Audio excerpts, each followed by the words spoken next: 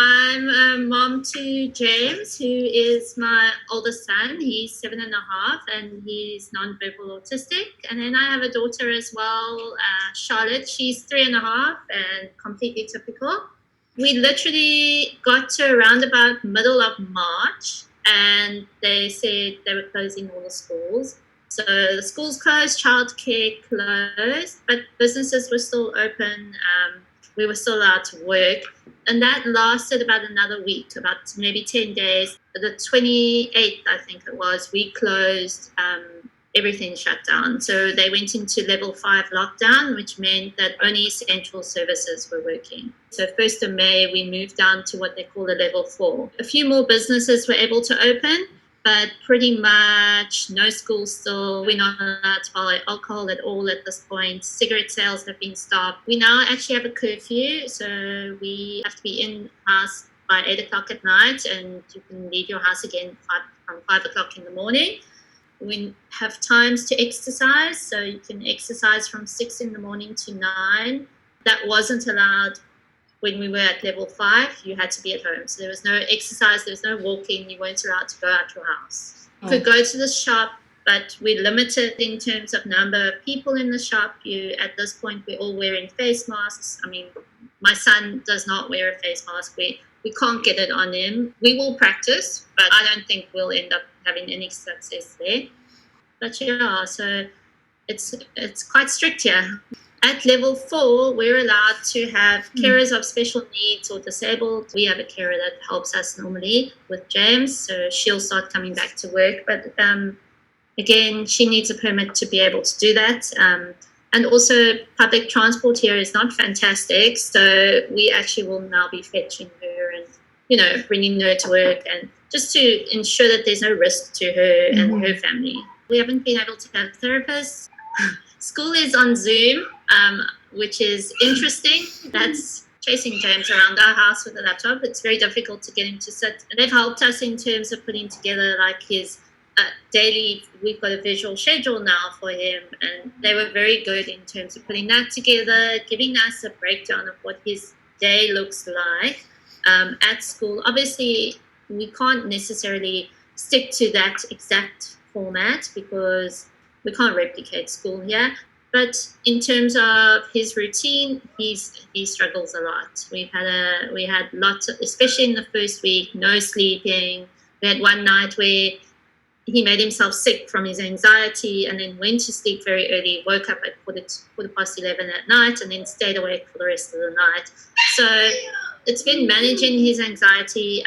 We've been lucky. Our doctor gave us a letter that allows us to take him for a drive. So once a day, twice a day, we'll take him for a drive around the neighborhood. But again, we can't leave to go anywhere. There's nothing open. None of our restaurants, our takeaways are open. So you can't go through a drive-through.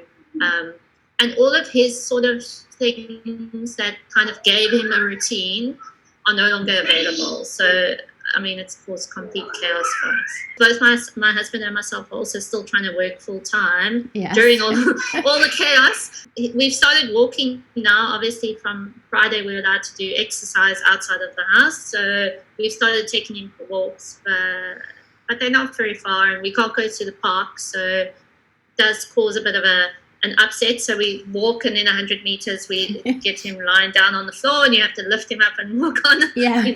My husband's parents have come around once, and we have at least have a fence across the front of our house, which helps. So they could stand on it sounds terrible, but they could stand on the one side of the fence and we could stand on the other. So at least that allowed them to see them. It's very difficult to regulate a child that needs as much movement as an autistic child needs. So to be confined to your house, and it's been a nightmare. During school holidays, we'd still send him. They have a holiday program, so he would still go to school. The only time he gets a break is over December, which for us is our long holidays. So he's actually not used to being at home either. He's not, and he's quite a social child. He wants to go out. He wants to get in the car. He wants to go visit Granny and Grandpa. All of that's now disappeared. There's nowhere that you can go. There's nowhere you can take them to get a break. I feel that we've lost. Sorry, That's all we've right. lost everything that we've kind of been working so hard to put in place. So all the routines that regulate our children, all the things that we do to keep our kids on track and to make them successful has been taken away. Yeah, so I think that for me has caused the biggest upset here. He's very loud. That's Yeah, so it's taken away all of our routines, and I mean, I understand that everyone has routine, but I don't think it's as important as it is for an autistic child.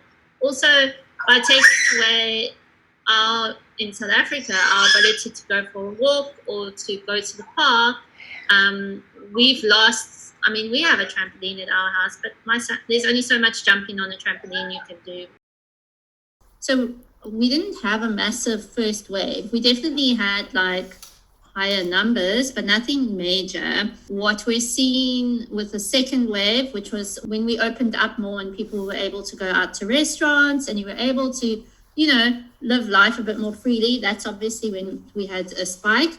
And now we're seeing a spike again coming into winter. So my son started going back to school beginning of June. They eased them in. It was like his school is very small. It's about 70 odd kids. So they started going back, which is quite something in South Africa at the moment, because a lot of the schools are still going back in like one day on, one day off. They're trying to control the numbers, I suppose. So have smaller groups in the classroom.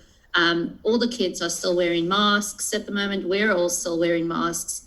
Initially, I think when I spoke to you, we had a lot of behavior struggles because he couldn't go anywhere, and he likes an outing. And even now, we're quite limited in terms of where we can go. Our mask mandate is mandatory. So we do take him out. He doesn't wear a mask. And we do get quite a lot of questions about that, especially if we security at the door of the shops when you're trying to go in. But we're trying to get him back into some sort of normality and some sort of routine of, we lost all the skills of being able to walk in the shopping center and walk outside in the road. And everywhere we go, I have to phone up front to say, can I bring him in? Are you going to block us? Because the problem is, once we're there, it's not like we can turn back. He's bigger than me. He's a big boy. To get him out, we're not going to be able to do that. But we've had a lot of gains in terms of like being able to focus on life skills within our house, because we have the time and he's here.